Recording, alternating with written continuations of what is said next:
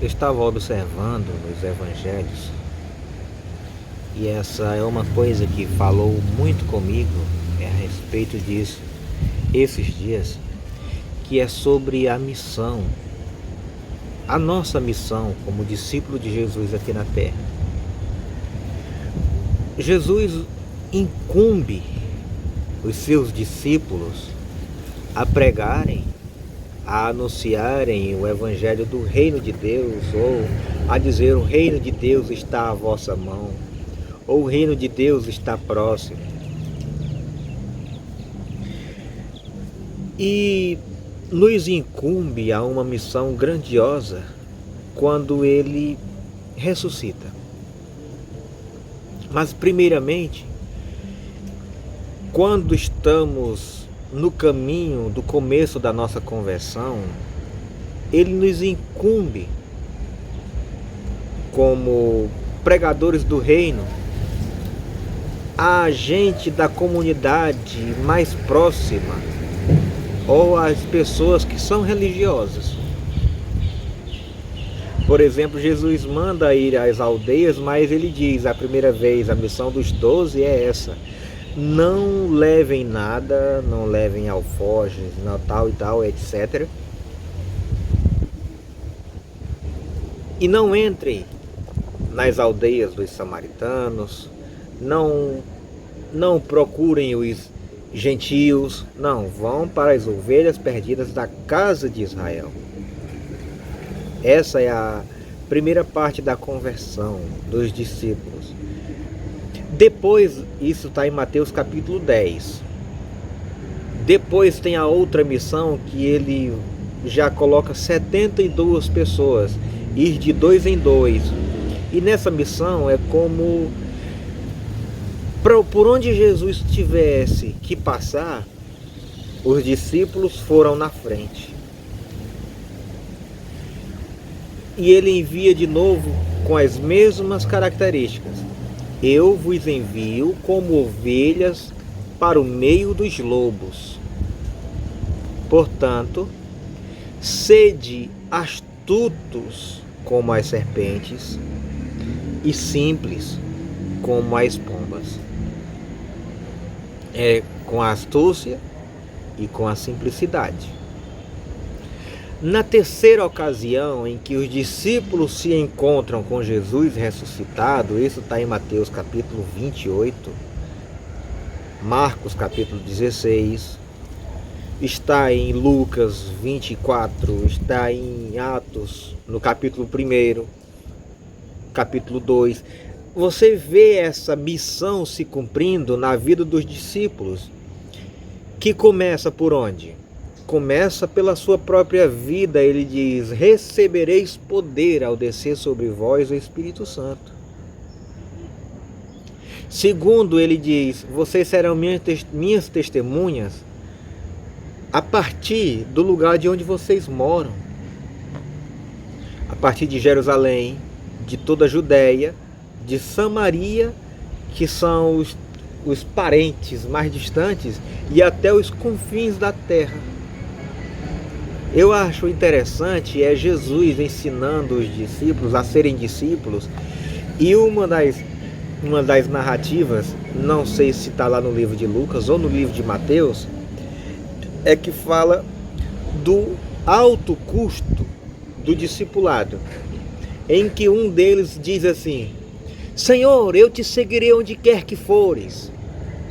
Jesus responde dizendo assim: olha, as aves, as raposas têm covis, as aves do céu têm ninhos, mas o Filho do Homem não tem onde reclinar a cabeça. Ou seja, eu acho que Jesus estava querendo dizer para aquela pessoa que estava dizendo que queria seguir aonde quer que Jesus fosse, duas coisas óbvias: que Jesus não tinha onde ficar, onde parar, onde se acomodar. Aqui na terra ele seria aquele que morreria e que ressuscitaria e deixaria a pessoa pelo Espírito de Deus. Segundo, ou que aquela pessoa tivesse lugar naquele momento, ocupação para qualquer coisa, menos para que Jesus de fato fosse o lugar do seu repouso. Ou seja, ele estaria procurando muita coisa na vida, mas Jesus não era o lugar do repouso dele. Então ele só seguiria do lado de fora, mas o que importa é Jesus do lado de dentro. Esse era o primeiro discípulo. Já depois disso, Jesus é quem chama. Jesus é quem chama e diz: segue-me. E ele diz: bom, me deixa primeiro sepultar meu pai? E Jesus responde para aquele discípulo: olha, deixa que os mortos sepulte os seus mortos. Quanto a tu, vai e anuncia o evangelho do reino de Deus. Ou seja, da tua família deve ter mais pessoas que cuidem de sepultar, de fazer isso e aquilo outro. Quanto a você, vai para tua família, não tem problema. Aí para tua família vai, mas anuncia o reino de Deus. O terceiro discípulo é que diz, se dispõe, mas diz assim: deixa eu despedir os meus familiares. Acha que o evangelho tem a ver com despedir-se. Deixa eu despedir meus familiares. Jesus disse: não é necessário fazer esse corte, porque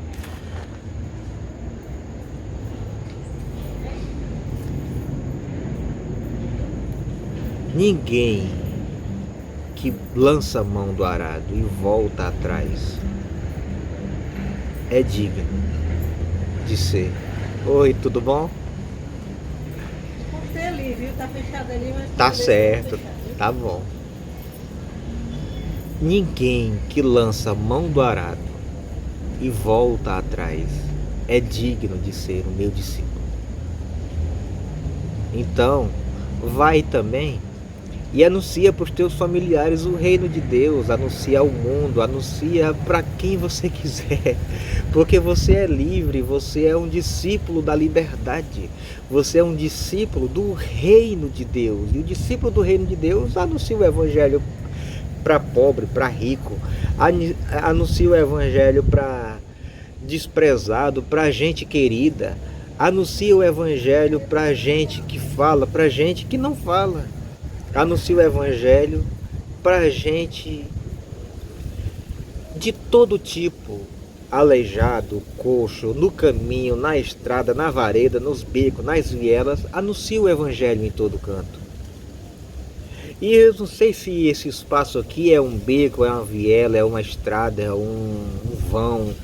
Eu só sei que aqui eu estou anunciando o evangelho do reino de Deus. Não importa quantas pessoas creiam, o que importa é que aquele que crê vai dar fruto. O que importa é que aquele que crê persevera. O que importa é aquele que crê cresce na fé. O que importa é que aquele que crê se pacifica, se alegra, contagia os outros. Isso é que o evangelho de Deus faz na nossa vida. Quanto a tu, vai e anuncia o evangelho do reino de Deus. Eu acho interessante que para cada lugar onde o evangelho é anunciado, há um azeite que Jesus chama de azeite de reserva para a noiva prudente, sábia e prudente. E esse azeite reserva não está dentro das quatro paredes da religião. Não. O azeite reserva, as virgens sábias, quando chegam e me dizem: me dá um pouco do teu azeite, ele diz: vai tratar bem o próximo, vai cuidar bem do teu irmão, vai amar e respeitar as pessoas, os pobres, os negros, afeminados, as letras, né? Os L, G, B, T, Q, I, mais e etc. Por quê? Porque todos somos criaturas do divino, todos somos feitos à mão, como diz a música do Chaga Sobrinho. Feitos à mão, somos a imagem do Deus vivo. Então, teve um dia desses que uma pessoa estava comentando comigo e que tinha visto um vídeo de uma pessoa que tinha sido agredida ou estava sendo escorraçada pela mídia porque disse que Jesus também se colocava no lugar de um travesti. E eu disse, por que não? Claro que sim. Jesus era homem no sentido de que ele era do sexo masculino e vestia roupa de homem. Mas Jesus, ele tinha uma característica, que eu estava observando isso, Jesus tinha uma característica, e ele usa essa característica lá no livro de Isaías, Deus se colocando no lugar de uma mãe. Ele diz assim, ainda que uma mãe te rejeite, eu todavia não te rejeitarei. Isso é Deus se colocando no lugar de uma mãe. Olha então, ele se coloca no ambiente de mulher.